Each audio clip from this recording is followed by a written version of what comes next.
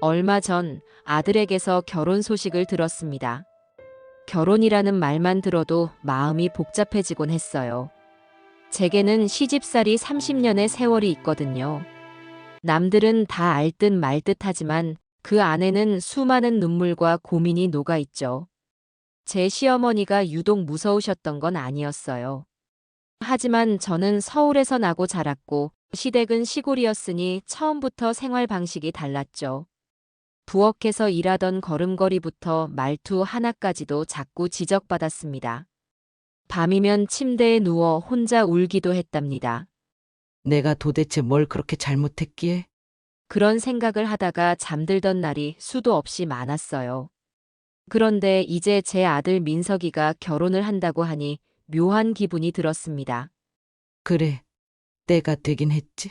우리 아들 벌써 30이잖아. 직장도 다니고 내성적이지만 책임감 있는 아이니까 잘하겠지? 그러면서도 마음 한편에는 이상한 서늘함이 고개를 들었어요. 혹시 잘못된 선택이라도 하면 어쩌나. 내가 예전에 겪었던 고생을 내 아들이나 예비 며느리가 반복하면 안 되는데. 아들이 어느 날 집에 와서 말했어요. 엄마, 나 결혼할 사람 생겼어. 이름은 서연이고 같이 대학 다닐 때 선후배로 만났어. 한 2년 정도 만나보니까 이제 결혼해야겠다는 생각이 들어. 그때 제 심정은 기쁘면서도 걱정이 밀려드는 복잡함 그 자체였죠. 처음 서연이라는 아이를 본 날을 떠올려 보면 사실 크게 나쁜 인상을 받진 않았습니다. 화려한 손톱과 세련된 옷차림이 눈에 띄었지만 요즘 젊은 사람이라면 그럴 수도 있겠거니 했죠. 어머니, 처음 뵙겠습니다.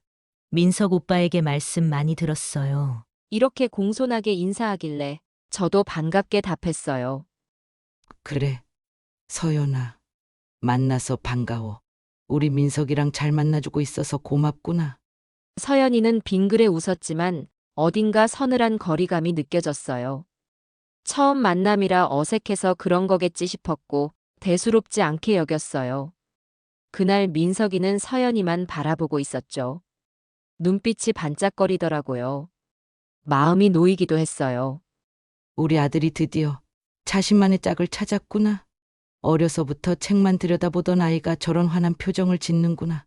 이렇게 흐뭇해했지만 동시에 내가 겪었던 시집살이를 떠올리며 걱정도 됐어요. 과연 이 아이가 우리 아들과 맞을까? 시댁 생활에 무리 없이 적응할 수 있을까? 그러다 보니 서연이를 좀 더 알기 위해 식사 자리를 자주 마련하게 됐어요. 아들과 저 서연이 셋이 만나는 자리도 있었고 가끔은 서연이 혼자만 불러서 이야기를 나누기도 했죠. 하지만 사람은 함께 지내보면 어느 순간 진짜 모습을 조금씩 드러내거든요. 예를 들면 식사할 때 보이는 태도라거나 대화 주제나 말투에서도 그 사람 성격이 느껴지니까요. 조금 더 가까이 다가가 봐야겠다. 그래야 정말 어떤 아이인지 알 수 있을 테니까. 어느 날 아들이 출장 스케줄이 잡혔다면서 연락해 왔어요. 엄마, 내가 이번 주말에 멀리 가야 해서 서연이가 엄마랑 단둘이 식사하는 건 어떠냐고 하던데 괜찮을까요? 서연이가 엄마와 좀 더 친해지고 싶다고 하더라고. 그 순간 속으로 생각했어요. 잘 됐네. 아들이 없는 자리에서 편하게 서연이와 얘기해 볼 수 있겠다. 그래서 곧장 전화에 약속을 잡았죠. 서연아, 이번 주말에 민석이가 출장 가서 우리 둘이 밥 먹어야 할 것 같네. 내가 단골로 오래 다닌 동태탕집이 있는데 혹시 괜찮겠니? 서연이는 잠시 머뭇거리더니 대답했어요. 네, 좋아요. 그럼 시간 맞춰서 뵐게요. 어머니, 그런데 그 말투가 정말 기쁜 사람처럼 들리지는 않더라고요. 그래도 한사코 거절하지 않는 걸 보면 시어머니 될 사람의 제안을 받아들이는 게 예의라고 생각한 모양이었어요. 드디어 주말이 되어 서연이와 약속한 동태탕집으로 갔습니다. 그곳은 제가 결혼한 직후부터 다닌 곳이라 벌써 30년 가까이 된 단골집이죠. 주인 아주머니는 저를 보자마자 반갑게 인사하셨어요. 아이고, 어쩐 일이세요? 요즘 통 안 오시더니 손님이 생기셨나 보네요. 저는 밝게 웃으며 대답했죠. 네, 오늘은 곧 며느리가 될 아이랑 왔어요. 그러자 아주머니가 서연이를 보고 환하게 웃으시며 한마디 하셨어요. 어머, 참 예쁘시네요. 복 많이 받으시겠어요. 그 말에 제가 괜히 뿌듯했는데 옆에 있던 서연이가 어색하게 미소 짓는 게 보였습니다. 서연아, 여기 앉자. 이 집 동태탕은 정말 일품이거든. 자리에 앉자마자 서연이가 주변 인테리어를 둘러보며 작게 인상을 찌푸렸어요. 좀 오래된 곳 같네요. SNS에서 유명한 곳으로 갔으면 더 좋았을 텐데요. 그 순간 제 마음 한켠에 찬바람 같은 게 스쳤죠. 하지만 애써 미소를 지으며 말했어요. 그래도 여기가 30년 동안 한결같이 맛을 지켜온 집이야. 한번 맛보면 알 거야. 진짜 진국이거든. 네, 그렇군요. 서연이는 고개를 끄덕이긴 했는데 별 기대가 없어 보였습니다. 그래도 저는 기운내서 메뉴판을 펼쳤어요. 동태탕 2인분 주문할 테니 혹시 먹고 싶은 다른 음식 있으면 얘기해 주렴. 그때 서연이가 묘하게 불만스러운 듯한 목소리로 물었죠. 파스타나 리조또 같은 건 없나요? 제가 양식을 좋아해서. 그 말을 듣고 주인 아주머니가 웃으며 대답하셨어요. 아이고, 여긴 동태탕 전문집이라 한식만 준비합니다. 해장국, 곰탕 이런 것들만 있는데요. 그러자 서연이가 입을 삐죽 내밀고 작게 말했죠. 아, 그렇구나, 알겠어요. 저는 괜히 마음이 불편해졌어요. 좋아하는 메뉴를 말해줬으면 다른 집을 골랐을 텐데. 동태탕 2인분을 주문해놓고 기다리는 동안 분위기가 묘하게 어색했어요. 서연이는 가끔 핸드폰을 들여다보다가 창밖을 힐끗 보는 등 집중을 못하는 것처럼 보였죠. 그래도 혹시 모를까 싶어 말을 걸었어요. 서연아, 고향은 어디니? 부모님과는 어떻게 지내고 있어? 서연이는 짧게 대답했어요. 아, 저 서울에서 계속 자랐어요. 부모님은 두 분 다 직장 다니시고, 지금은 따로 사시긴 하지만 저한테 관심이 많으시죠. 그 후로는 별다른 말이 없어서 더 묻기도 애매했어요. 곧 동태탕 한 냄비가 식탁에 올라왔어요. 보글보글 끓으면서도 맛있는 냄새가 솔솔 풍겼어요. 저는 기분 좋게 국물을 한번 훑어보고 서연이를 바라보며 웃었죠. 보면 알겠지만 살이 꽤 두툼해서 먹을 맛 날 거야. 가시만 잘 발라내면 정말 부드럽고 달콤한 맛이 나니까 한번 맛봐. 하지만 서연이 얼굴이 약간 굳어 보였습니다. 가시가 많네요. 이걸 일일이 발라 먹어야 한다는 거죠? 솔직히 저는 생선 먹을 때 가시 발라내는 게 귀찮아서 잘 안 먹는데. 저는 그 말에 조금 놀랐지만 웃으며 대답했어요. 의외로 쉽게 발라져. 너무 신경 쓰지 않아도 돼. 해보면 금방 익숙해질 거야. 서연이는 조심스럽게 젓가락을 들어 동태를 쿡쿡 찔렀어요. 표정이 영 탐탁지 않은 기색이었죠. 한식 전문이라고 해서 왔는데 이렇게 귀찮은 줄 몰랐어요. 다음에는 좀 더 세련된 메뉴를 먹으러 가면 좋겠다는 생각이 들긴 하네요. 그 순간 제 가슴이 쿵 내려앉았어요. 아직 나랑 편하지 않아서 이런 말을 서슴없이 하는 건가? 아니면 원래 성격이 이런 건가? 국물을 한 숟갈 떠먹던 서연이가 다시 말을 꺼냈습니다. 그리고 이 국물 좀 짠 것 같아요. 요즘은 싱겁게 먹는 게 대세잖아요. 고혈압, 당뇨 이런 병도 많아지고. 저는 차분히 대답했어요. 동태탕 특유의 맛이긴 해. 물론 너에게 많이 짜게 느껴질 수도 있지. 조금 물 타서 먹어도 괜찮으니 편하게 먹어봐. 서연이는 물을 조금 붓더니 다시 한 숟갈을 떴어요.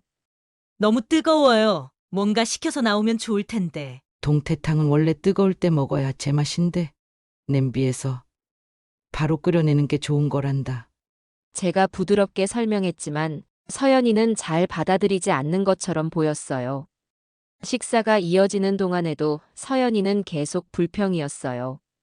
매운 반찬도 잘 못 먹는데 왜 이렇게 매운 김치만 내주죠? 백김치 같은 건 없나요? 주인 아주머니가 난감해하면서 사과하셨지만 서연이는 작은 한숨을 내쉬었죠. 그래요. 뭐 어쩔 수 없네요. 저는 옆에서 속이 타들어가는 기분이었어요. 이렇게 음식을 가리는 아이를 처음 보기도 했고, 무엇보다 태도가 신경 쓰였거든요. 이 아이가 시어머니 될 사람 앞에서조차 참을성을 보이지 않는다면 결혼 후에는 어떻게 될까? 그런 생각이 꼬리에 꼬리를 물었어요. 잠시 후, 제 휴대전화 벨이 울렸어요. 받아보니 민석이었죠. 어머니, 서연이랑 잘 식사하고 계세요? 응, 잘 먹고 있어. 생각보다 일찍 전화했네. 그때 서연이가 제 손에서 휴대전화를 건네받으며 소리쳤습니다. 오빠, 나 여기서 어머니랑 동태탕 먹는 중이야. 정말 맛있다. 너무 시원하고 칼칼해. 오빠도 다음에 같이 오자. 저는 그 순간 서연이의 표정 변화를 낱낱이 지켜봤어요.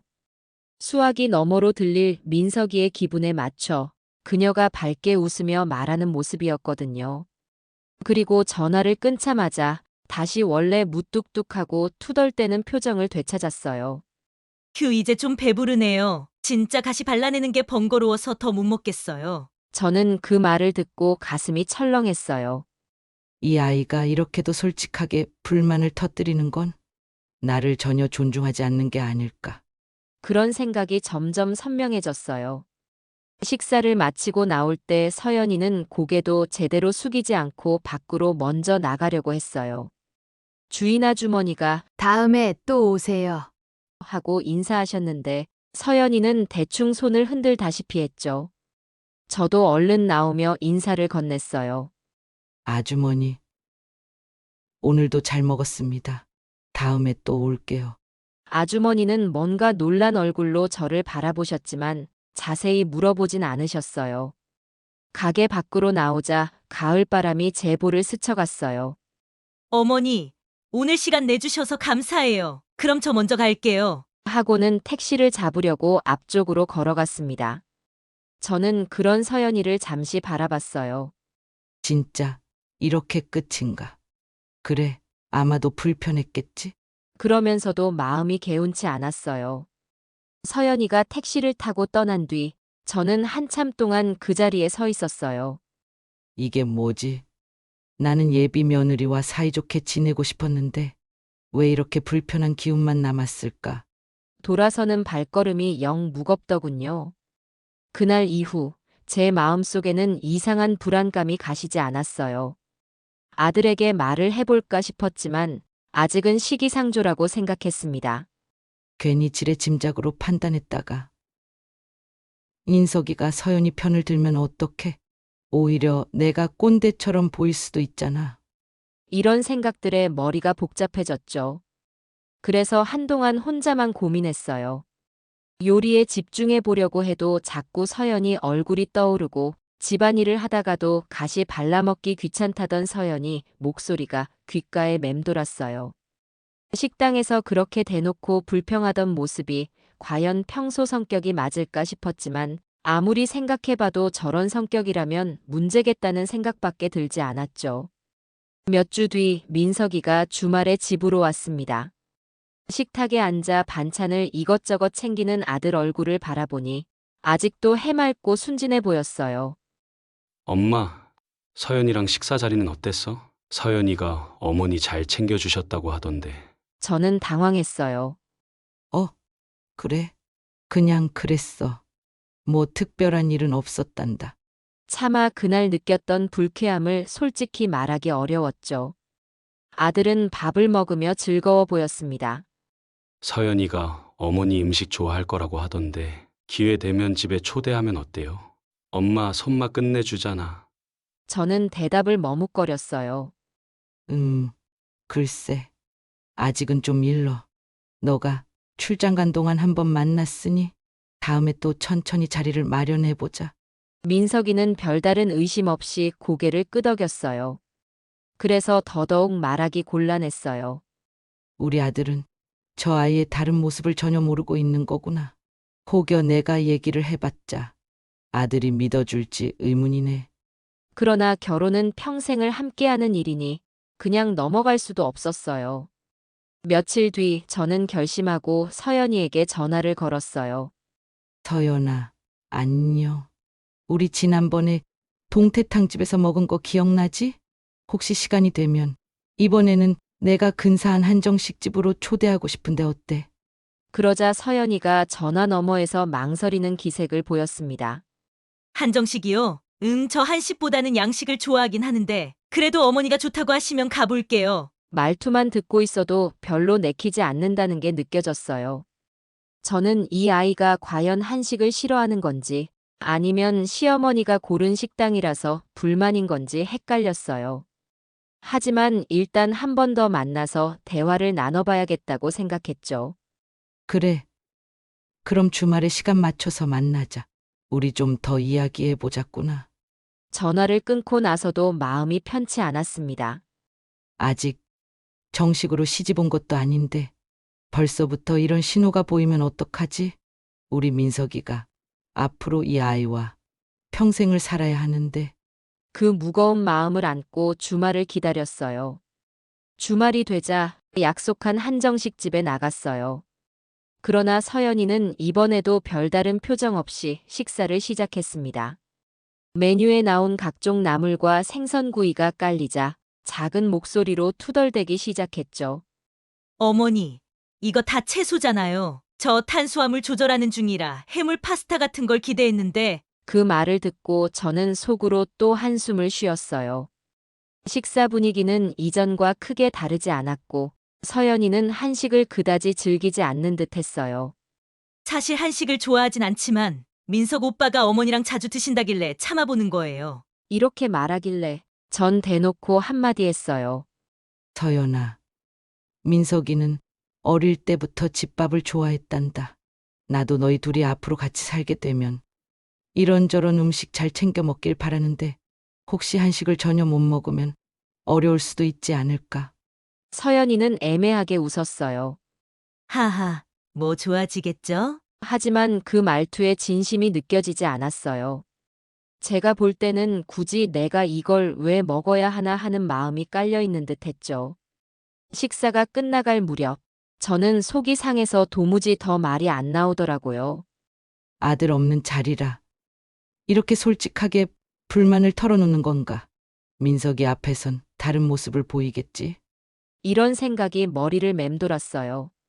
집으로 돌아와 혼자 앉아 있으려니 몇십 년 전 시어머니와 함께 밥 먹던 제 모습이 오버랩 됐어요. 그때 저는 아무리 힘들어도 티를 안 내려 노력했습니다. 시어머니 음식이 짜든 싱겁든 그냥 묵묵히 먹었죠. 그 시절이 나았다는 건 아니지만 적어도 예의와 배려는 있었는데 이 아이는 왜 이렇게 자기중심적일까? 또한 민석이를 떠올리면 마음이 쓰였어요. 우리 아들은 저런 면을 아는 걸까? 아니면 너무 사랑에 빠져서 보지 못하는 걸까? 결혼은 현실이기도 한데. 밤이 깊어지도록 잠이 오지 않았어요. 이제 막 예비 며느리와 가까워져야 할 시기에 오히려 더 멀어지고 있다는 느낌만 들었습니다. 차라리 아들에게 솔직하게 털어놓을까 하는 생각도 몇 번이나 했지만 아직은 확실한 상황이 아니었어요. 단지 그 동태탕 집에서 느낀 불편함이 전부였으니까요. 하지만 제 오랜 직감이 계속 울리곤 했어요. 결혼 전에 이런 기분을 느끼는 건 분명 뭔가 이유가 있을 거야. 내가 괜히 속 좁아서 그러는 게 아니라면 곧 다른 문제도 드러나지 않을까. 그 예감 때문에 마음이 조금 무거우면서도 한편으로는 어떻게든 이 상황을 더 정확히 파악해야겠다고 다짐했어요. 민석이를 지켜야 한다는 마음, 혹은 괜한 오해로 갈등을 만들면 안 된다는 마음. 두 감정이 혼재된 채로 저는 서연이를 좀 더 주의 깊게 보게 됐습니다. 그리고 일단은 지켜보자는 생각으로 조용히 다음을 준비했어요. 동태탕 집에서 서연이와 어색하게 헤어진 뒤 며칠이 지나도록 마음이 편치 않았어요. 아들에게서 어머니, 서연이가 많이 긴장했었대요. 라는 말을 전해 들었지만 과연 그게 전부인지 확신이 안 섰죠. 그 무렵 저는 다른 기회에 더 깊은 대화를 나눠봐야겠다는 생각을 했어요. 정말로 서연이가 낯을 가리고 긴장했는지 아니면 본성이 그런 사람인지 확인해보고 싶었죠. 그래서 어느 날 전화를 걸어봤어요. 서연아, 지난번에 동태탕집 갔을 때는 너도 긴장했을 테니 이번엔 좀 더 편하게 이야기 나누면 좋겠구나.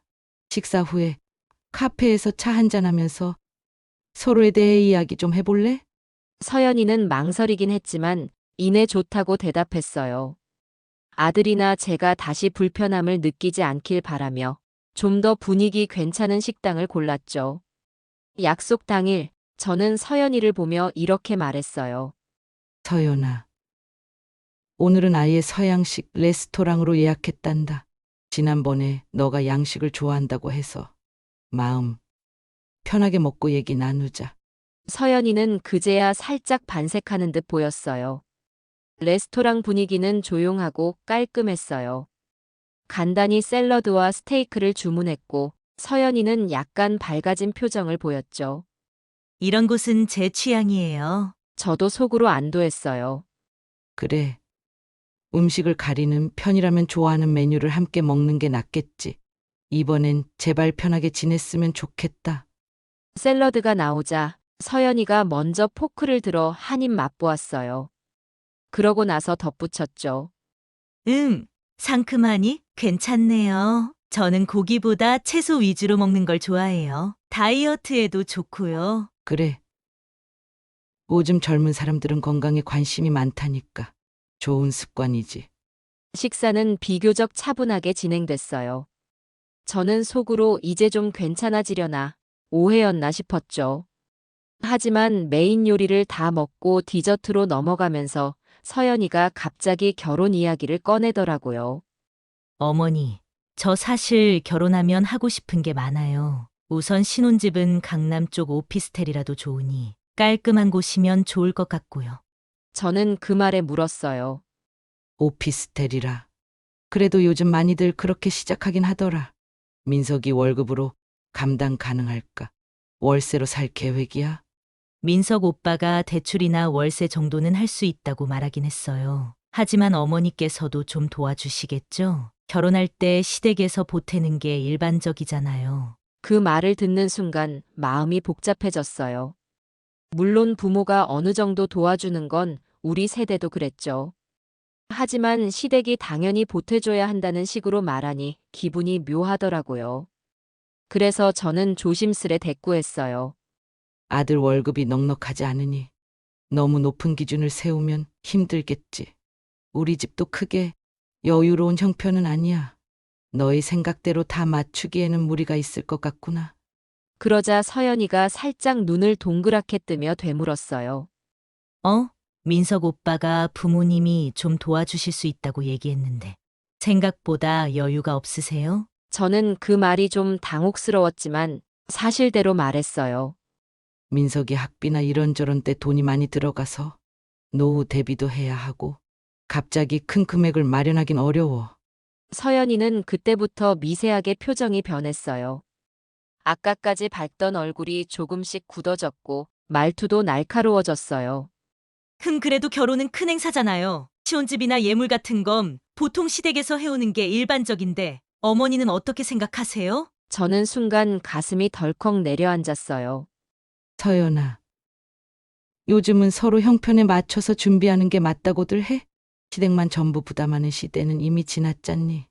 우리도 도울 수 있는 만큼은 당연히 도울 거지만 너 기준에 맞춰주는 건 어려울 수 있어. 솔직히 목소리가 조금 떨렸어요. 이 아이가 혹시 결혼을 물질적으로만 바라보고 있는 건 아닐까? 서연이는 잠시 말이 없었어요. 그러다 갑자기 웃으며 고개를 끄덕였죠. 물론이죠, 어머니. 저도 잘 알아요. 다만 요즘 제 친구들 결혼하는 거 보면 시댁에서 집이라도 마련해주는 경우가 많아서요. 속마음이 뭔지 잘 안 보이는 웃음이어서 저는 더 헷갈렸어요. 결국 식사를 마치고 나서는 커피를 마시러 카페로 이동했어요. 카페에 들어서니 서연이가 앞장서서 메뉴판을 보면서 말했죠. 여기 아메리카노가 유명하대요. 인스타에서 봤는데 디저트 종류도 다양하더라고요. 아까 전까지 있었던 결혼 이야기의 무거운 분위기는 사라진 듯 다시 말투가 경쾌해 보였어요. 커피를 시키고 자리에 앉자 서연이가 물었어요. 어머니, 민석 오빠가 이번에 승진하면 월급이 좀 오르겠죠? 그럼 결혼 비용도 좀 나아지려나? 저는 대답 대신 웃으며 넘겼어요. 글쎄, 회사 사정에 따라 다르지 않겠니? 너무 조급해하지 말고 천천히 계획 세우면 되잖아. 그때 서연이가 디저트로 나온 케이크를 보며 살짝 웃으며 말했어요. 다이어트 중이긴 한데 한 입쯤은 괜찮겠죠? 오늘은 특별한 날이니까. 그러더니 한 숟갈 퍼서 입에 넣고선 행복한 표정을 지었어요. 정말 순간적으로 밝아진 얼굴이었죠. 저는 그 모습을 보며 생각했어요. 음식 좋아하는 건가? 아니면 원래 성격이 변덕이 심한 걸까? 식사 자리에서는 한식을 싫어하는 듯 투덜거리더니 이렇게 달달한 디저트 앞에선 다른 사람이 된 듯 했어요. 어찌됐든 대화 자체는 무난히 이어지는 듯 했어요. 그런데 서연이가 다시 결혼 이야기를 꺼내서 분위기가 무거워졌어요. 어머니, 강남 쪽 아파트 알아보긴 했는데 지금 가격이 너무 오르기도 했죠. 그래도 60평 정도면 좋을 것 같아요. 어머니는 혹시 얼마까지 도와주실 수 있나요? 그 말을 듣고 저는 거의 말문이 막혔어요. 60평 아파트라니. 그게 말처럼 쉬운 일인가? 우리 형편도 고려 안 하나? 그때서야 저는 조금 노골적으로 말했어요. 서연아, 60평 아파트는 웬만한 부잣집도 선뜻 구하기 힘들 거야. 민석이도 중소기업에서 월급 받는 입장이고 우리 집도 노후 자금이 거의 없는데 혹시 너희 부모님께서는 어떤 계획을 가지고 계시니? 그러자 서연이가 의외로 단호하게 말했어요. 저희 부모님은 작은 아파트 한 채 정도는 선물해 주실 수 있다고 했어요. 민석 오빠도 집에서 어느 정도 지원을 받아서 서로 합치면 가능하다고 생각했는데 어머니는 어려우시다고 하니 좀 당황스럽네요. 저는 머리가 띵했어요. 그래. 우선 아들과도 상의해 봐야겠네. 저 오늘은 이만 가볼게요. 어머니도 제가 하고 싶은 결혼 준비에 좀 더 긍정적으로 생각해 주세요. 서연이는 이렇게 말하고는 먼저 일어나 버렸죠. 커피가 채 식기도 전에 벌써 밖으로 나가버려서 저는 남겨진 케이크 조각과 아메리카노를 멍하니 바라봤어요. 과연 이 아이가 돈 문제 말고 진정으로 우리 아들과 결혼하고 싶어 하는 걸까? 아들이 이 사실을 알면 어떤 표정을 지을까? 마음속에서 계속 의문이 떠나지 않았어요. 며칠 뒤 아들이 주말에 시간을 내서 서연이와 함께 식사하자고 제안했어요. 엄마, 서연이가 이번엔 어머니와 편하게 지내고 싶다고 하네. 내가 함께 있으면 더 자연스러울 것 같아서 셋이 같이 만나는 건 어때요? 저는 일단 알겠다고 했어요. 그래. 그럼 내가 아는 해물탕 집이 있는데 거기 갈까? 이 동네에서 맛있다고 소문난 곳이야. 아들은 흔쾌히 동의했죠. 그러나 제 속마음은 달랐어요. 지난번 동태탕 집에서도 그 아이 본색이 슬쩍 드러났었는데 이번에 아들 앞에서도 어떻게 행동하는지 지켜봐야겠다. 사실 해물탕 역시 생선과 각종 해물이 들어가니 서연이가 좋아할 리는 없었죠. 하지만 민석이가 있을 때와 없을 때 서연이 태도가 어떻게 달라지는지 확인하고 싶었어요. 약속날이 되어 셋이서 해물탕집으로 들어갔어요. 정갈하게 세팅된 테이블에 앉자 주인 아주머니가 밝게 맞아주셨죠. 서연이는 처음에는 별말 없이 조용히 앉아 있었어요. 그런데 아들이 먼저 서연아, 이 집 해물탕이 진짜 맛있어. 내가 종종 혼자 와서 먹곤 했거든. 하고 말하자 서연이가 활짝 웃으며 대답했어요. 정말요? 민석 오빠가 맛있다는 집이면 저도 믿고 먹죠. 저는 속으로 의아했어요. 지난번엔 생선 가시 발라먹기 귀찮다더니 이번에는 그런 말을 안 하네. 아들이 있어서 그런가. 곧 커다란 해물탕 냄비가 탁자 위에 올랐고 꽃게와 새우, 낙지, 조개 등 각종 해산물이 푸짐하게 들어 있었어요. 민석이는 기분이 좋았는지 젓가락을 들며 환호를 질렀죠. 그런데 잠시 후 민석이가 화장실에 다녀오겠다며 자리를 비웠어요. 그 순간 서연이가 저를 향해 고개를 획 돌리더니 낮은 목소리로 말했죠. 어머니, 저 또 이런 데를 오시네요? 지난번 동태탕도 그렇고, 이렇게 가시 많은 음식을 좋아하시는 이유가 뭐예요? 손톱 망가지니까 싫은데. 저는 속으로 역시나 싶었어요. 겉으로는 차분하게 말했어요. 너에게 해물탕이 어떨지 궁금했어. 가시 발라먹는 게 귀찮다고 했으니 혹시 마음이 바뀌었나 했지. 그러자 서연이가 작게 콧방귀를 뀌더니 무표정하게 말했어요. 아니요, 민석 오빠가 있으니까.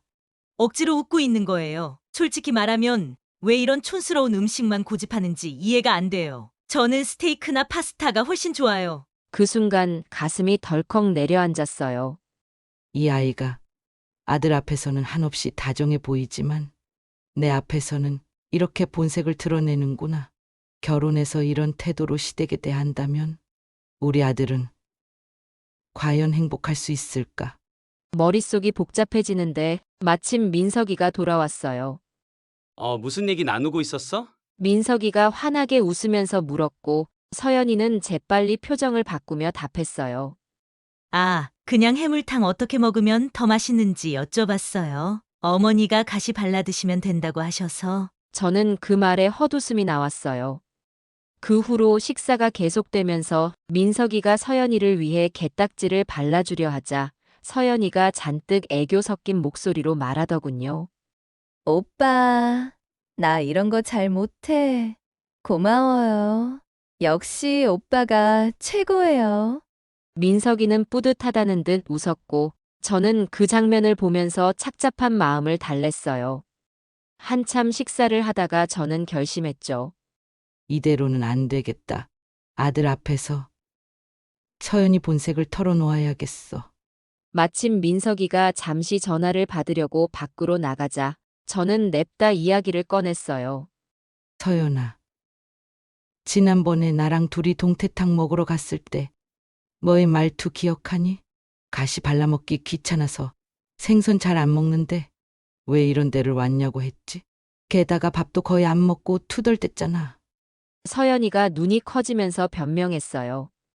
어머니, 그건 제가 잠깐 기분이 안 좋아서 그랬던 거예요. 오해하지 마세요. 하지만 저는 물러서지 않았어요. 오늘도 민석이 없으니까 내게 똑같이 말했잖니. 스테이크, 파스타가 좋다고. 이 음식은 촌스럽다고. 서연이는 당황하는 기색이 역력했어요. 저는 그냥 제 취향 얘기한 거지. 그걸 어머니가 이렇게까지. 그때 마침 민석이가 돌아오자 저는 아들을 똑바로 쳐다보며 말했어요. 민서가, 엄마가 할 말이 있다. 서연이가 뭐 앞에서 와. 내 앞에서 전혀 다른 태도를 보이는 것 같아. 동태탕 먹으러 갔을 때도 투덜거리고 밥도 안 먹고 반말 비슷하게 말하더라. 오늘도 너가 없을 때 나한테 싫은 소리를 했어. 민석이는 놀란 얼굴로 서연이를 바라봤어요. 서연아, 정말이야? 어머니가 거짓말하실 리 없잖아. 왜 그런 태도를 보인 거야? 서연이는 눈물까지 보이면서 항변했죠. 오빠. 아니야. 내가 잠깐 신경이 날카로웠던 걸. 어머니가 과장해서 얘기하시는 거야. 하지만 이미 저는 굳게 마음먹었어요. 민서가, 엄마는 서연이가 집안 살림이나 음식 문화를 전혀 존중하지 않는다고 느껴. 그리고 결혼 자금이나 아파트 얘기만 꺼내면서 우리가 당연히 뒷바라지해야 한다고 생각하는 것 같아. 엄마가 너를 평생 키웠고 너를 아끼는 만큼 너의 배우자가 될 사람도 내가 아낄 수 있어야 하는데 이젠 솔직히 자신이 없다. 민석이는 아무 말도 못한 채 입술을 꽉 깨물고 있었어요. 서연이는 울먹이며 소리쳤어요. 오빠. 어머니가 나를 오해하시는 거야. 내가 오빠랑 어머니 갈라놓으려고 이러는 게 아니야. 정말이야. 믿어줘. 그 광경이 너무 가슴 아프면서도 제가 여기서 물러서면 안 된다는 생각이 들었어요. 결혼은 형식이 아니라 평생의 동반자를 고르는 일이니까요. 결국 식사는 아수라장이 됐고 민석이가 먼저 자리에서 일어났어요. 오늘은 여기까지 하자. 서연아, 내가 집에 데려다 줄게. 저는 그들을 보내고 나서 한참 식당 안에 남아 있었어요. 주인 아주머니도 깜짝 놀란 눈으로 저를 쳐다봤어요. 죄송해요, 아주머니. 다음에 또 올게요. 식당 문을 나서는 순간 쌀쌀한 바람이 뺨을 스쳤는데 묘하게 눈물이 날 것 같았어요. 아들의 사랑하는 사람을 이렇게 내가 나서서 갈라놓는 건가? 그렇지만 정말 이 아이와 결혼하면 인석이가 고생할 게 뻔히 보이는데 어떻게 해야 하나? 머릿속이 복잡했어요. 집에 돌아와서도 밤새 잠이 오지 않았어요. 민석이는 결국 아무런 연락도 없이 밤늦게 들어왔고 피곤하다는 듯 곧장 방으로 들어가더군요. 저는 그 모습을 보면서 이제 어쩌면 결혼이 무르익기보다 깨질 수도 있겠다는 느낌이 들었어요. 그게 맞는지 틀린 건지조차 판단하기 힘들어 답답했죠. 다음 날 민석이 초등학교 동창 어머니라는 분에게서 전화가 왔어요. 예전부터 알고 지낸 사이였지만 서로 바빠 가끔 안부만 주고받았는데 갑자기 연락이 온 거예요. 민석이 어머니, 혹시 민석이 결혼한다는 소리 들었는데 사실인가요? 그분 말투가 심상치 않아 보였어요. 저는 대수롭지 않게 물었죠. 네. 아직 확정된 건 아닌데 결혼 얘기가 오가고 있어요. 왜 그러세요? 그러자 그분이 망설이다가 작은 목소리로 말씀하시더군요. 이거 제 아들이 전해준 얘기인데 서연이라는 아이가 전에 2번 약혼까지 갔다가 파혼한 적이 있대요. 그 집들이 시댁 지원을 충분히 못 해준다는 이유로 헤어졌다는 소문이 돌았나 봐요. 순간 머리가 띵했어요. 뭐라고요? 서연이한테 그런 전력이 있다고요? 그분도 곤란해하며 이어서 말씀했어요. 예전에 SNS에다 남자는 집안 보고 고르는 게 최고라는 취지의 글을 올린 적도 있었다고 해요. 그걸 보고 파혼한 쪽 시댁이 화가 많이 났다는데 자세한 건 저도 모르겠네요. 저는 전화를 끊고 한동안 충격에서 벗어나지 못했어요. 설마 그런 아이가 우리 아들과 결혼을 하려고 했단 말인가? 민석이가 알면 큰 상처를 받을 텐데. 아니, 더 늦기 전에 알아야 하겠지. 바로 민석이에게 전화를 걸었어요. 그런데 아들은 받지 않더군요. 문자로 상황을 대략적으로 설명했어요. 아들, 엄마가 기니 할 말이 있으니 전화 좀 줘. 서연이에 대해 알아둬야 할 사실이 있어. 1시간쯤 지나고 나서야 민석이가 전화해 왔어요. 목소리에서 무거움이 느껴졌어요. 엄마, 무슨 일이에요? 서연이한테 뭐가 있다고요? 저는 긴장된 목소리로 조금 전 들은 얘기를 전부 해줬어요.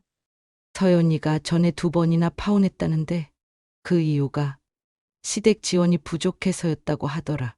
혹시 민석이 너는 알고 있었니? 민석이는 잠시 침묵하더니 한숨을 내쉬며 말했어요. 몰랐어요.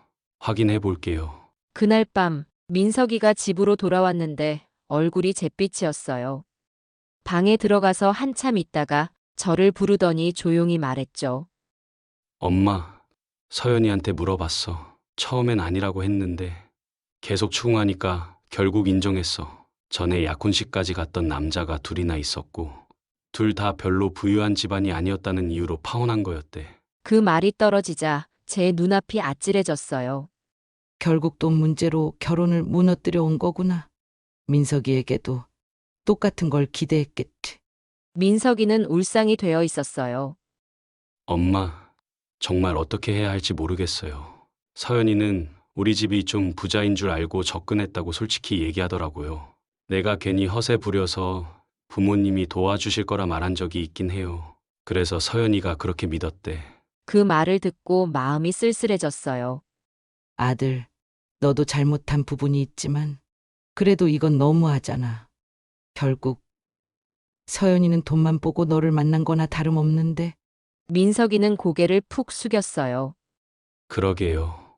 어머니가 계속 이상하다고 느끼셨는데 내가 사랑에 눈이 멀어서 못 본 거죠. 이제 어떡하죠? 전 그런 아들을 보며 조용히 손을 잡아줬어요. 더 늦기 전에 알게 돼서 다행이야. 엄마가 잘했다는 뜻은 아니지만 만약 결혼식 올리고 나서 알았다면 돌이킬 수 없는 상처가 됐을 거야. 민석이는 그제야 눈물을 흘렸어요. 크게 우는 건 아니었지만 눈가가 촉촉해진 게 역력했죠. 저는 그 모습을 보며 마음이 아팠어요.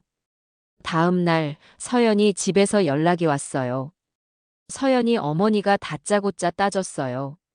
우리 딸이 무슨 잘못을 했다고 파혼을 얘기하시는 거죠? 벌써 청첩장도 돌렸는데 책임은 어떻게 지실 겁니까? 저는 이미 들은 정보를 꺼내며 말했어요. 사실대로 말씀드리면 저희가 사기 결혼당할 뻔했습니다. 서연 양이 전에 2번이나 약혼까지 갔다가 시댁 지원을 못 받으니 파혼했다는 이야기를 들었어요. 이대로 결혼이 진행되면 저희 아들만 큰 상처를 입지 않겠습니까? 상대방은 한동안 말이 없었고 얼마 뒤에 전화를 끊었어요. 그 뒤로 서연이 쪽에서 다시 연락이 오진 않았어요. 다만 서연이가 민석이에게 문자를 보냈다고 하더군요. 오빠, 나 정말 오빠를 사랑하는 거예요. 당신 어머니가 우리 사이를 갈라놓았다고 생각해요. 나중에 후회하지 말아요. 민석이는 그 문자를 보고 한참 동안 휴대전화만 들여다봤어요. 그 표정에서 슬픔과 배신감이 섞인 감정이 느껴졌어요. 결국 아들은 그 문자를 읽고도 답장을 하지 않았죠. 며칠 후 서연이도 더 이상 연락하지 않았고 사실상 파혼 수순으로 접어든 듯 했어요. 전 그제야 이제 정말 끝났구나 싶었어요. 아들이야 당장 힘들겠지만 이대로 결혼을 강행했다면 훨씬 더 큰 고통이 뒤따랐으리라 생각해요. 결국엔 엄마의 직감이 틀리지 않았네. 이런 상황까지 오지 않도록 미리 살폈어야 했을 텐데. 스스로를 자책하기도 했지만 이미 일은 벌어졌어요. 이제 남은 건 아들이 상처를 잘 이겨내도록 옆에서 도와주는 일뿐이라는 생각이 들었어요. 그날 밤 아들이 조용히 제 방문을 두드렸어요. 엄마, 오늘 술 한 잔 해도 될까요? 작은 목소리였지만 저는 그 안에 담긴 서러움을 느낄 수 있었어요. 그래, 엄마도 한잔 해야겠다. 거실 탁자에 마주 앉아서 가만히 소주잔을 부딪히는 소리가 울렸어요. 민석이는 입을 열기까지 오래 걸렸어요. 이새로 새어나오는 목소리에 울음이 배어 있었죠. 엄마, 나 진짜 사랑했는데 왜 이렇게 됐을까? 내가 뭐가 모자라서. 저는 따뜻하게 그의 손을 감싸며 말했어요. 아들아, 너가 부족한 게 아니야. 단지 인연이 아니었던 거야. 결혼은 단순히 두 사람만의 감정으로 되는 게 아니라 서로 가정과 가치관이 어우러져야 하는 일이거든. 민석이는 그 말을 들으며 힘겹게 웃었어요. 눈물 방울이 뺨을 타고 흘렀지만 어느새 마음 한구석엔 안도감도 있는 듯 보였어요. 어차피 이렇게 될 거면 차라리 빨리 알게 되어 다행이야, 그치? 저는 고개를 끄덕이며 대답했어요. 맞아. 너무 늦게 알아서 돌이킬 수 없는 상처로 이어지느니 지금이 훨씬 나은 거란다. 그렇게 모자는 밤늦게까지 소주잔을 기울이며 이런저런 얘기를 나눴어요.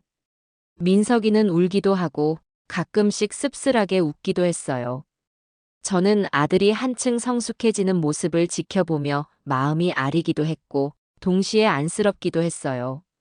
그래도 이 과정을 통해 민석이가 앞으로의 인생을 더 단단하게 살아갈 거라는 믿음이 생겼죠.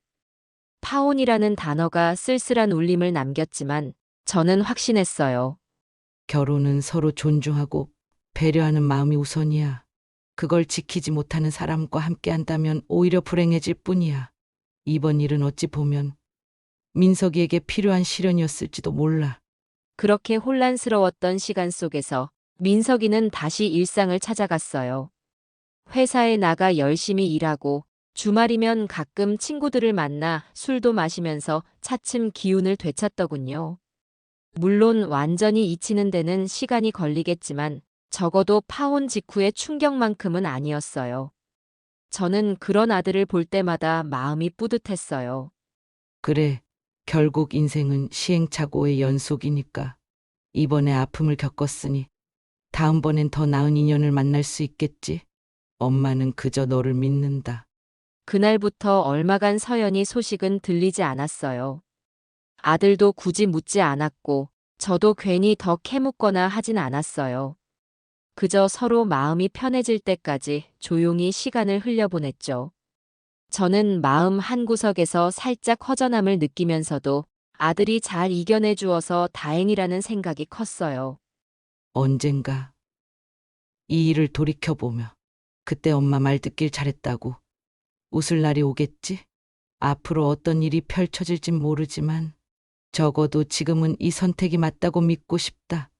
방 안에 걸린 가족 사진을 바라보며 저는 다시 한번 되뇌었어요. 결혼은 참으로 쉽지 않은 일이구나. 나도 시집살이로 마음고생을 많이 했지만 우리 아들에게는 그런 고생을 덜어주고 싶었는데 세상사 마음대로 되지 않는 걸까? 그래도 괜찮아. 우리는 아직 길이 열려 있으니까. 어쩌면 이 일은 아들과 제가 함께 겪어야 할 작은 시련이었을지도 모르죠. 그 시련을 잘 견뎌낸 만큼 언젠가 더 단단해진 인연을 만날 거라 믿었어요. 그리고 그 믿음이 우리 모자에게 조용하고도 큰 위로가 되었습니다. 파혼 소식이 널리 퍼지기까지는 그리 오랜 시간이 걸리지 않았어요. 민석이가 직접 소문을 낸 건 아니었지만 친구들 사이에서 이야기가 돌다 보니 금방 서연이 쪽으로도 알려진 듯 했죠. 그러던 어느 날 낯선 번호로 전화가 걸려왔어요. 받아보니 서연이 어머니였어요.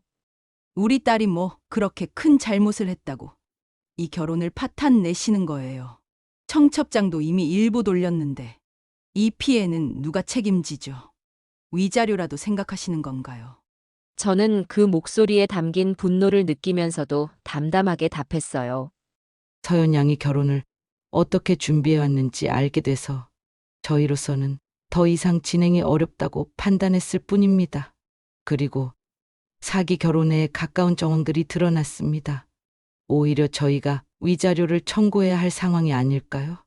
상대방이 잠시 말이 없었어요.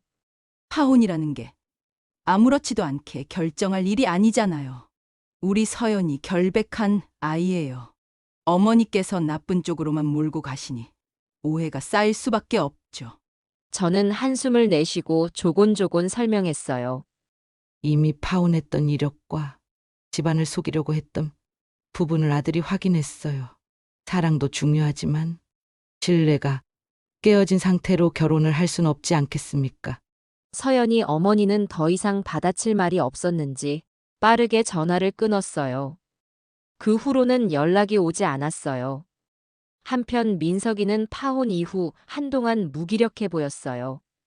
회사를 다니면서도 힘이 없고 집에 돌아와서는 말없이 방에 들어가곤 했죠. 어느 날 거실로 나온 민석이가 작은 목소리로 말을 걸었어요. 엄마, 사실 내가 너무 철없이 행동했나 봐요. 처음부터 서연이랑 이런저런 얘기를 깊이 나누진 않았거든요. 결혼을 현실적으로 고민해 본 적도 별로 없어요. 저는 마음이 아팠지만 아들이 스스로 깨달은 게 다행이라고 생각했어요. 민서가, 사람은 누구나 실수하면서 배우는 거야. 지금 당장 힘들겠지만 이런 경험이 너를 더 단단하게 만들어줄 거라고 믿는다. 민석이는 고개를 끄덕였어요. 고맙습니다. 엄마. 엄마가 아니었으면 나 평생 속았을 수도 있겠네요. 그날 저녁 민석이는 소주 한 병을 사왔어요.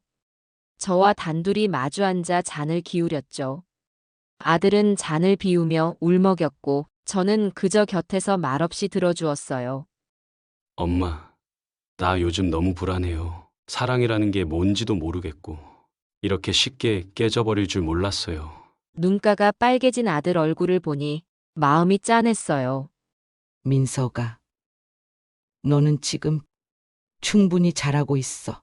조금 시간이 지나면 이번 일도 쿨을 털어낼 수 있어. 엄마가 항상 옆에 있을 테니 걱정 말아라. 그렇게 눈물로 소주잔을 채운 밤이 지나고 아들은 조금씩 제자리를 찾아갔어요. 일에 집중하고 친구들을 만나면서 상처를 회복해 나갔지요. 이후로 서연이와의 소식은 전해 듣지 못했어요. 서로에게 좋지 않은 인연이었다는 걸 인정하기로 한 듯 했죠. 한 달쯤 지나 아들이 다시 씩씩한 얼굴로 돌아왔어요. 출근할 때도 다녀오겠습니다. 하고 크게 외쳤고 퇴근 후엔 거실에서 함께 텔레비전을 보며 이야기하곤 했어요. 언제부턴가 우리 집 분위기가 많이 밝아졌다 느꼈습니다. 그래, 아들아. 살다 보면 다 이유가 있는 거야. 이제 앞으로 더 좋은 인연을 만나게 될 테니 너무 마음 쓰지 말았으면 좋겠구나. 그렇게 시간이 흘러 우리의 삶은 평온해지는 듯 했어요. 파혼 이후 1년이란 시간이 흘렀어요. 처음엔 과연 다시 누군가를 만날 수 있을까 하는 걱정이 컸지만 아들도 세월의 흐름에 맞춰 자연스럽게 일상으로 복귀했죠.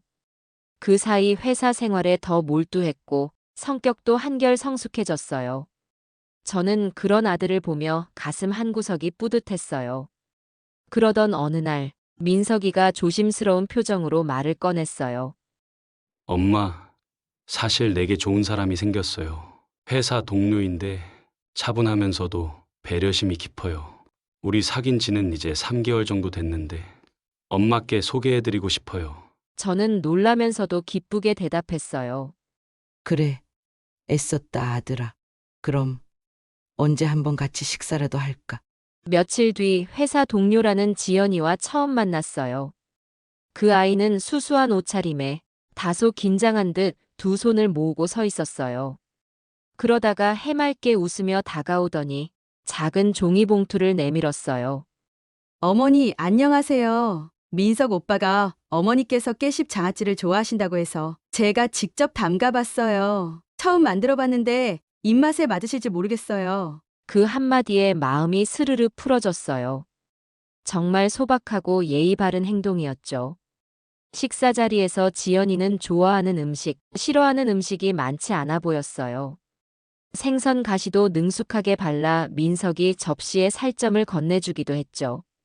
그 모습이 귀엽고 예뻐 보였어요. 아들이도 흐뭇한 얼굴로 지연이를 바라봤어요. 특히 서로 눈이 마주칠 때마다 함께 미소 지으면서 진심으로 아끼고 사랑하는 게 느껴졌어요. 식사를 마친 뒤 아들이 잠시 전화를 받으러 자리를 비웠어요. 그때 지연이가 작게 속삭이는 듯 제게 말했어요. 어머니, 사실 저는 경제적으로 여유로운 편이 못 돼요. 요리도 제대로 배우지 못해서 실수가 많을 거예요. 하지만 민석 오빠를 정말 좋아하고 평생 함께하고 싶어요. 제가 부족한 부분이 많아도 예쁘게 봐주시면 안 될까요? 그 말이 그렇게 진심으로 느껴지더라고요. 저는 지연이 손을 살포시 잡으며 대답했어요. 지연아. 사람은 누구나 부족한 게 있는 거란다. 나도 부족한 투성이었고 지금도 그래. 민석이를 진심으로 아껴준다면 그걸로 충분해. 지연이는 수줍게 웃으며 고개를 끄덕였어요. 그때 제 가슴이 뭉클했어요. 파혼으로 힘들어하던 아들에게 이런 아이가 와주다니 정말 다행스럽다는 생각이 들었어요. 그 뒤로 지연이와 민석이가 알콩달콩하게 지내는 모습은 제게 새로운 희망을 안겨줬어요. 아들이 이제야 진정한 인연을 만났구나. 이번에는 아픈 시련을 겪은 만큼 둘 다 더 소중함을 알겠지. 반년 후 두 사람은 자연스럽게 결혼 준비를 시작했어요. 예물을 간소하게 하고 웨딩홀도 허례허식 없이 정성을 담아 준비했죠. 지연이 부모님과도 상견례를 했는데 소탈하고 따뜻한 분들이셨고 서로 존중해주는 분위기였어요. 결혼식 당일 저는 눈물이 왈칵 날 뻔했어요. 민석이가 깔끔한 턱시도를 입고 입장하는데 옛날에 손잡고 유치원 다니던 아이가 생각났거든요. 정말 장하구나. 이제 내 가정을 이루려 하는구나. 지연이는 간소하지만 단정한 웨딩드레스를 입었어요. 활짝 웃는 모습이 어찌나 예쁘던지 가슴이 두근거렸어요. 주례를 맡은 분은 한마디 한마디가 진심 어린 조언이었어요. 두 분이 서로 존중하고 배려하며 살아가길 바랍니다. 그게 진정한 사랑이고 결혼의 의미라고 믿습니다. 가족과 지인들의 축하 속에서 두 사람은 환하게 웃으며 서약서를 낭독했어요. 저는 뒷자리에 앉아 손을 꼭 모은 채 그 장면을 지켜봤어요. 행사가 모두 끝나고 사돈께서 따뜻한 건배사를 해주셨어요. 이제 우리 아이들이 서로에게 가장 소중한 사람이 되었네요. 앞으로 어떤 일이 닥쳐도 서로에게 의지하며 큰 힘이 되어주길 바랍니다. 늘 배우자의 마음을 헤아리고 보듬어줄 줄 아는 부부가 되기를. 저는 그 말씀을 들으며 눈물이 나려는 걸 꾹 참았어요. 한번 결혼으로 큰 아픔을 겪었던 우리 민석이었기에 지금 이 순간이 더욱 소중해 보였어요. 두 사람은 결혼식장을 나서며 손을 꼭 잡고 환하게 웃고 있었어요. 게다가 지연이가 제게 다가와 작게 속삭였어요. 어머니, 저 정말 열심히 살게요. 민석 오빠도 어머니도 늘 행복하도록 최선을 다할게요. 저는 미소를 지으며 대답했어요. 지연아, 고맙다. 우리 함께 예쁘게 살아보자. 그렇게 아들의 결혼은 많은 사람들의 축복 속에서 마무리됐어요. 생각해보면 동태탕집에서 시작된 일련의 사건들이 아들을 더 강하게 만들었는지도 몰라요. 처음 겪었던 파혼은 쓰디쓴 경험이었지만 결국 진정한 인연을 만나기 위해 거쳐야 했던 과정이 아니었나 싶었어요. 이제 아들과 지연이 그리고 저희 가족은 새로운 여정을 함께 걷기 시작했어요. 서로 부족함을 채워주고 옛 상처를 보듬어가며 앞으로 나아가려 해요. 결혼은 단순히 두 사람의 만남이 아니라 두 가정의 만남이기도 하다. 그리고 그 속에서 가장 중요한 건 결국 사람을 존중하는 마음이겠지? 저는 다시금 확신했어요. 아들은 이제 진정한 행복을 찾았다는 걸. 그리고 저도 마음 편히 이 아이들을 지켜봐주면 되겠지요. 그날 밤 집으로 돌아와 싱글벙글 웃는 아들 얼굴을 바라보며 생각했어요. 동태탕집에서의 그날이 없었다면 민석이는 이 행복을 놓쳤을 수도 있겠구나. 모든 어머니의 마음처럼 나도 내 아들이 가장 행복해지길 바랄 뿐이다. 그리고 이제야 그 소망이 제대로 이루어진 것 같아요. 그날 이후로 시간은 참 빠르게 흘러갔어요. 아들은 지연이와 일상을 차곡차곡 쌓아가며 새 가정을 꾸렸죠. 가끔 집에 들를 때마다 두 사람 손을 꼭 잡은 모습이 정겹게 느껴졌습니다. 신혼이란 참 특별한 시기인가 봐요. 설거지를 누가 하느냐, 장을 보러 언제 가느냐 같은 소소한 일도 두 사람을 더욱 단단하게 묶어주니까요. 식사 자리에 초대받을 때면 지연이가 직접 만든 요리를 선보이곤 해요. 예전에 이렇게 행복한 식사가 있었나 싶어. 아들은 얼굴에 미소를 가득 머금곤 해요. 그 모습을 보면 마음이 뭉클해져요. 내가 아이를 잘 키웠다는 보람도 살짝 들고 앞으로는 평탄하길 바라는 간절함도 더해져요. 저는 종종 생각해요. 만약 파혼이라는 사건이 없었다면 민석이와 지연이가 이렇게 성장할 수 있었을까? 어쩌면 더 큰 풍파에 휩쓸려 힘들었을지도 모르지. 과거의 시련을 딛고 지금의 행복을 오롯이 누리게 된 아들을 보면 한없이 흐뭇해져요. 어느 날 지연이가 제게 조용히 속삭이듯 말을 하더군요. 어머니, 저 다음 주에 깨씹 장아찌 다시 담그려 하는데 혹시 더 맛있게 만드는 팁이 있을까요? 그 한마디에 웃음이 터졌어요. 아이고, 우리 지연이 정말 살림에 재미 붙였구나. 지난번 것도 맛있었는데 기왕이면 고추 조금 넣어서 칼칼하게 해볼까? 지연이는 눈이 반짝이며 고개를 끄덕였죠. 그렇게 부엌에서 함께 깻잎을 다듬고 양념을 배합하다 보면 자연스레 서로의 마음을 나누게 돼요. 처음에 써먹했던 시어머니와 며느리 사이가 어느새 친구처럼 느껴져요. 지연이는 새콤달콤한 레시피를 찾느라 인터넷을 뒤적이고 저는 예전 어머니께 배웠던 전통 방식을 떠올리며 조언해주죠. 결혼은 결국 이런 거구나 싶어요. 서로 조금씩 다름을 인정하고 도움이 될 만한 걸 나눠주면서 한 발씩 다가가는 과정이죠. 동태탕집에서 겪은 씁쓸한 기억도 이젠 희미해졌습니다. 그 일은 분명 상처였지만 동시에 배움이기도 했어요. 아들이 때때로 제게 이런 말을 해요.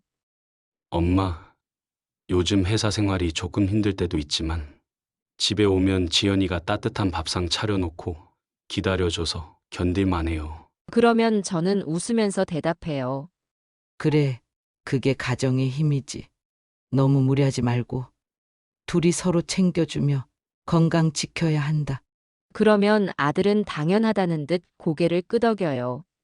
내가 시집살이로 힘들어했던 시절을 생각하면 지금은 세상이 많이 달라졌다는 걸 실감해요. 예전처럼 무조건 시댁에 맞추거나 며느리에게 모든 걸 강요하는 시대가 아니니까요.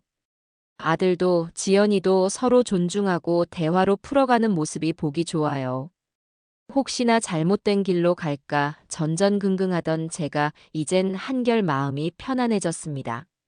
그래, 아이들 인생은 아이들이 만들어가는 거니까 내가 할 일은 조언과 응원, 그리고 언제든 뒤에서 든든히 지켜보는 거겠지? 그런 생각을 할 때면 오래된 시집살이 경험도 꽤 쓸모가 있구나 싶어요. 어쩌다 한 번씩 새벽에 깨어 예전 일들을 떠올리면 문득 그날 동태탕 집에서 겪은 소란이 다시금 생각나기도 해요. 하지만 곧 아들과 지연이의 행복한 모습이 아른거리며 제 마음을 따뜻하게 덮어줘요. 결국 모든 것은 흘러가고 그 속에서 우리는 배움을 얻죠. 끝내 제게 가장 소중한 건 우리 아이들의 웃음이에요. 얼마 전 지연이가 물었어요. 어머니, 저희 나중에 자녀가 생기면 어머니가 요리도 가르쳐 주실 거죠? 순간 가슴이 찌르르 하더라고요. 어느새 할머니가 될 날을 상상하는 것만으로도 묘한 기쁨이 차올랐어요. 이렇게 시간이 흐르다 보면 우리 가족은 또 새로운 모습으로 변해가겠죠. 하지만 변하지 않을 한 가지가 있어요. 바로 서로를 존중하고 배려하는 마음이에요. 그 마음을 놓치지 않는 한 어떤 시련이 와도 함께 이겨낼 수 있다고 믿어요. 모든 어머니의 마음처럼 나도 내 아들이 가장 행복해지길 바랄 뿐이다. 그리고 그 소망은 지금 이 순간 가장 찬란하게 빛나고 있습니다.